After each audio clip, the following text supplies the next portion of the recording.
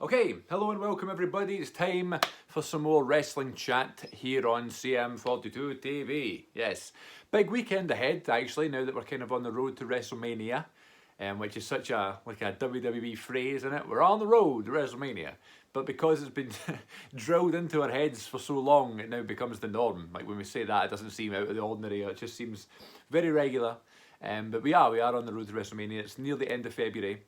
And we're heading into the final month before the big show of shows. Usually around this time, we're getting Fastlane or Elimination Chamber. This year, 2020, there's no Fastlane, unless we're going to Fastlane later in the year, which wouldn't make any sense. Or an Elimination Chamber is happening next month. It's happening in March. That's going to be a lot of fun. It is the women's Elimination Chamber this year, which is going to be. I hope that's the only chamber match. I don't think it's going to be, but I hope it's going to be the only chamber match.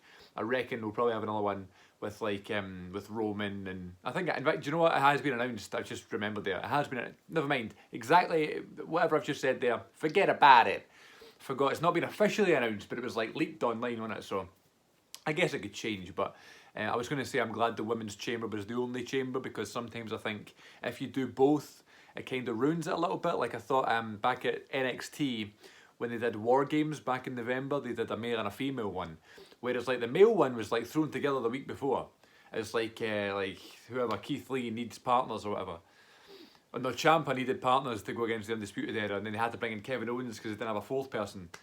Whereas the women's one was like properly built up, and there was loads of different feuds going on, and they were all like slipping into these different sort of matches that would lead to a big multi-person match.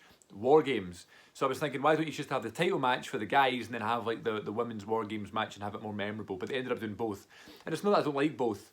It's just, and they can be different, obviously. Different styles brings different things, but I just think it maybe oversaturates it a wee bit.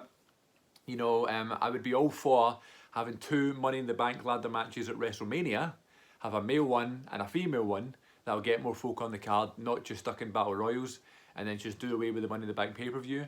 Two Royal Rumbles I totally get, because I mean, how do you pick which one out of the two?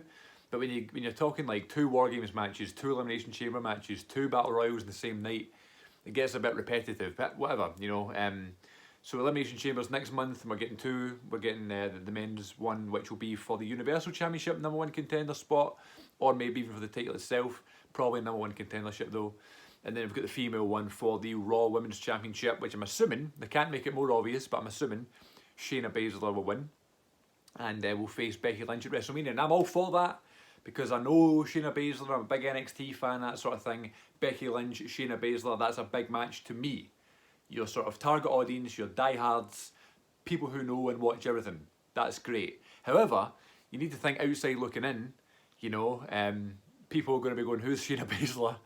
And also, like all those people on the Raw and SmackDown rosters who will be like, why am I not getting that spot? And the truth of that is that they are not as I don't know what they've not been kept. What's the word I'm looking for? Protected. They're not been protected as well as Baszler was in NXT.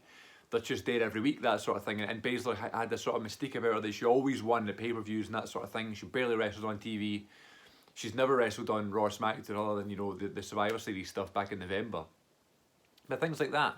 So people like Naomi and people like Natalia and Liv Morgan and people like that, they'll be like, hang on a second, like, why am I not getting the title match at WrestleMania? Why is this other person coming in and getting that spot? She wasn't even on the show. But that's just, you know, the nature of the business, isn't it? You just need whoever's hot at the time. Baszler is hot right now. Becky Lynch is always going to be hot. So let's put them together. Hot as in like buzzing, not like hot as in attractiveness, even though they're both stunning people. You know what I meant. So that's Elimination Chamber, that's next month. But what I wanted to talk about here, that I've rambled on for 4 minutes before even getting to, I wanted to talk about this weekend, or Thursday to Saturday. Big wrestling weekend. It's always, every so often we get these big weekends, and it's just by coincidence there's like 6 shows on, and you're just like trying to keep up with everything. But of course, Raw was last night, and Raw again was awesome. Raw is still my favourite show to watch. I said NXT is the best show, but Raw is my favourite from a week-to-week basis. So go check out my video on Raw. Then you get NXT tomorrow night, which is going to be Charlotte versus Bianca Belair, which is going to lead to a future thing, you know, Charlotte facing Rhea Ripley at WrestleMania, which again is mental. You know, they could have just went with Charlotte and Becky, but I mean, how many times have we seen that, you know, the fact we're getting Charlotte and Rhea Ripley, Shayna Baszler and Becky Lynch, it's 2 totally different matches for WrestleMania. But again, it's like outsiders, people might be going, you know, who's Rhea Ripley, but whatever, I'm happy about it, that's all that matters, I suppose. I'm the target audience. If you're making your fans happy, I guess that's what we kind of live for. And I'm all for, you know, doing sort of things to kind of please everybody. You know, I don't always have to have my favourites to win. I like when my favourites win, but it doesn't always have to happen. But I guess that's kind of happening now for WrestleMania, even though Drew McIntyre's in the main event, which is like a dream come true. So we'll talk about that in either WrestleMania. We need to be careful with Drew. That may be next week's video. Be careful with Drew. Don't want him becoming a joke. Anyway, so then you get that. You get NXT on Wednesday night, and then Thursday we'll get Super Showdown, the next Saudi Arabia show. We've taken a stop to old Saudi Arabia right before WrestleMania, and they promised the talent apparently that, you know, there's going to be no travel issues this time. Like, all the planes will be sorted. There'll be sort of private charters and things like that. Turns out they've just flew with the same people they went with last time. So I wonder if there'll be, you know, any sort of controversy there. You know, it kind of worked in their favour last time because they had to build the NXT thing. But if they have to do it again right before WrestleMania, that's going to be dodgy. But I don't think there'll be any more problems. I think it was like a sort of freak accident sort of thing, we think, and we hope. So that's happening on Thursday, which I always find the Saudi Arabia shows really weird. Not that I don't enjoy them, I do.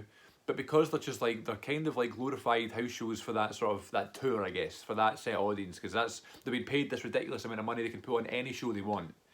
And they always just throw together these matches and that sort of thing. And I always enjoy them. They're always never anything to be taken very seriously. And it's all these super matches you always get. Goldberg and Lesnar. Goldberg and Taker. We had DX and the Brothers of Destruction won the shows. The 50-man Royal Rumble. Things like that. They should be massive matches, but they're not really, you know what I mean? Just because we had Triple H and Taker in one. I think that was actually an Australian show, but whatever. You know what I mean? These one-off big shows.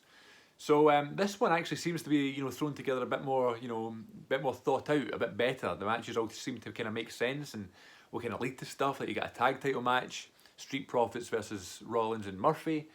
You've got Goldberg versus The Fiend. That's an interesting one. I'll come back to that. You've got Roman versus Corbin for the 600th time. And a steel cage match. I wonder if this will be the blow-off. And then you've got, I'm assuming Corbin will win, and then Roman will win the Elimination Chamber, and that'll kind of be that, getting the sort of win back on Corbin, and that'll be the blow-off. Hear it here first. Corbin wins the cage match. Reigns and Corbin are the last two in the Elimination Chamber. Reigns beats Corbin, faces The Fiend at WrestleMania. And then you've got Lesnar and Ricochet, which was kind of built up before the Rumble. I'm happy with that. Let's do that. That'll be a great match. Lesnar always works well with the kind of smaller folk, the smaller wrestlers, and it'll be a nice change for him because he'll be wrestling McIntyre next month. So you got all that sort of stuff, and then you got other, you know, random matches that have been thrown together. You got a women's title match, which is big, Naomi and Bayley, that'll be cool. And then there's a sort of gauntlet match for the Kuwaiti trophy or something. Not Kuwait, I know Kuwait's a different place, but it was some mad Saudi Arabian word that I don't know how to pronounce. I apologise if that offended anybody. Yeah. So there's no like significance between this trophy. It's just like we're having this gauntlet match. There's 6 of you. I think it's AJ, Ray, Lashley, Rusev, Truth, Eric Rowan, Andrade's in there, and Eric Rowan. Did I say Eric Rowan? Andrade's in there. Aleister Black. I don't know how many people's in it. I don't think there's definitely not as many as that. I think there's just 6 folk. But they kept I remember like on Raw last night they were switching people out. Like they said Eric Rowan was in it, and then they said Aleister Black was in it, and then they showed the graphic and Rey Mysterio wasn't there, but Rey's in it. And Andrade's coming back. Weird, I don't know. There's no Humberto, there's no Angel Garza.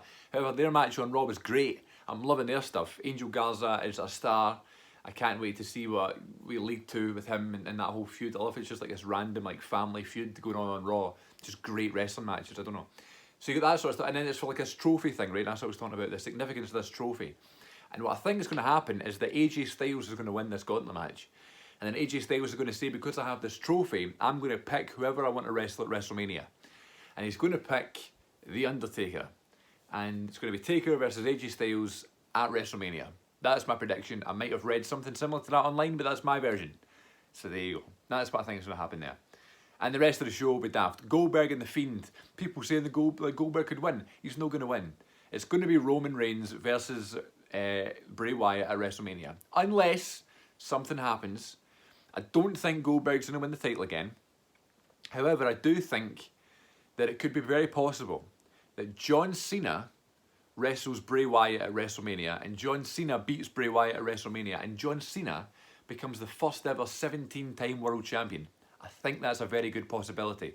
Then you would get, where do you leave Roman Reigns? Roman Reigns versus Goldberg at WrestleMania would be massive. But for what reason? I don't know, maybe that could be told on Thursday, you know. But what I think is going to happen is that The Fiend's going to beat Goldberg. That's Goldberg done for just now. The Fiend's going to wrestle Roman Reigns and lose to Roman Reigns at WrestleMania. And John Cena will come back and wrestle whoever, Elias or something at WrestleMania. That's fine, and that's probably what's going to happen. However, if I'm going to throw a span on the works, that could happen. It could be the Spear versus the Spear, Roman versus Goldberg, Cena versus The Fiend. Honestly, I'd be alright with that. But whatever. I'm also very happy with Roman and The Fiend. It makes a lot of sense. It makes sense for Roman to beat him. That's probably what's going to happen. Fine. So there you go. That's Super Showdown. And they haven't even mentioned the competition, brother. I've not even mentioned AEW. Big pay-per-view on Saturday. Of course, Friday you've got SmackDown. The fallout of that sort of stuff. And I think, is Cena back? I think this is Cena's return then on SmackDown. So that's a big show. And then we got AEW Revolution on Saturday. And it's one of those ones where it's like, I feel like it's been a really good build to Revolution. Especially Jericho and Moxley. They've done such a good build. This couch is making noises. Very good build to that. And then of course the Jake Hager and Jake Hager and Dustin Rhodes match. It's been built really well because he broke his arm. You know, we get Darby Allin versus Sammy Guevara was announced today. And the whole Darby Allin thing's good because he came back this past week and he got a massive reaction. He did the cards thing. That's going to be really good. The women's match we've been thrown together. Nyla Rose versus Chris Statlander. That'll be interesting. And then, of course, the tag title match, which has been great. We talk about a great build-up. Kenny Omega and Hangman Page versus the Young Bucks. I thought they were going to do a whole Santana and Ortiz thing where it was going to be like evil versus good. And then have Hangman and Omega lose the titles and then have this sort of conflict. And they'll wrestle at Double or Nothing. And I think that'll still happen, but I'm just confused, not confused, but surprised that it's the Bucks they're going to be wrestling. So essentially what's going to happen here, I think it couldn't be clearer, and I don't think there's anything wrong with this. The Bucks are going to win the tag titles here at Revolution. And then it's going to cause Hangman and Omega to have this big conflict. They're going to turn on each other and have this big brawl at Revolution. And they're going to have a blow-off match at Double or Nothing, and it's going to be insane. It's going to be this half-an-hour match. Speaking of half an hour, tomorrow night on Dynamite, Omega and Pac, 30-minute Iron Man match will be great. But it's going to be Omega versus Omega versus Hangman at Double or Nothing. So they're going to need to lose the titles, and I think it's going to be to the Bucks. The Bucks can wrestle the Dark Order with the new Exalted One. They can wrestle the Best Friends. They can wrestle SCU. They can wrestle fucking whoever.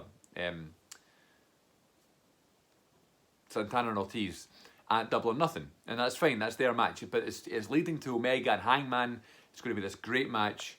I think that's what's going to happen. And then the main event with Moxley and Jericho. I would not be surprised if Moxley wins the title here. I would like to think that Jericho keeps it and drops it at Double or Nothing, full 365-day circle thing. I don't know who he drops it to, maybe just Moxley again, but I wouldn't be surprised if Moxley wins here and then we get a return match at Double or Nothing. Double or Nothing doesn't need to worry about having to have like a main event that needs to sell, because Hangman and Omega is going to sell a lot of tickets for that one. Then the name Double or Nothing, the fact it's in Vegas, I don't think I need to bother about this big once-in-a-lifetime main event. I think it'd be fine to do a rematch between Moxley and Jericho. I'm sure the match will be really good. And yeah, it's going to be good. I'm looking forward to this next few days of wrestling from Thursday or even Wednesday all the way to Saturday. So it's going to be really, really good. Let me know in the comments what you think, what the best show is going to be, what matches you're looking forward to. I hope everybody enjoys not only Super Showdown and not only Revolution, but all the other shows you can watch. NXT and SmackDown in between.